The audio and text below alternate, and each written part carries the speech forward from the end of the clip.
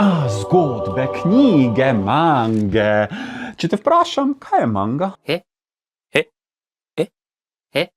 Japonski strip. Goddammit, vem, da je res, samo kaj bi lahko malo bolj zakomplicirali, ker mislim, da mange so bolj japonska industrija, ki zahteva en določen stil, eno določeno prodajo, ker verjamem, Shonen Jump te takoj vrgu, če nimaš tiste prodaje, in avtorji dajo svoj blood, sweat and tears tu noter.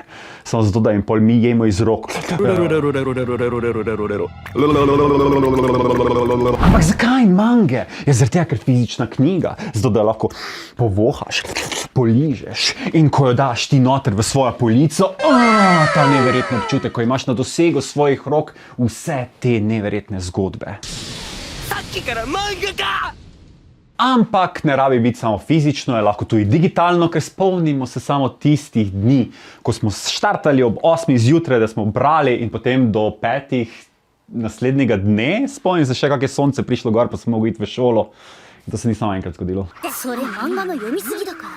Ampak zavedamo se, da mange so tudi svoj medij in najboljše, kdo izkorišča ta medij, bi jaz rekel WeChat Atelier. Ona uporablja paneling tak, da res izrazi karakterje. Ona uporablja svojo fantazijo, da pride do izraza samo z tem medijem.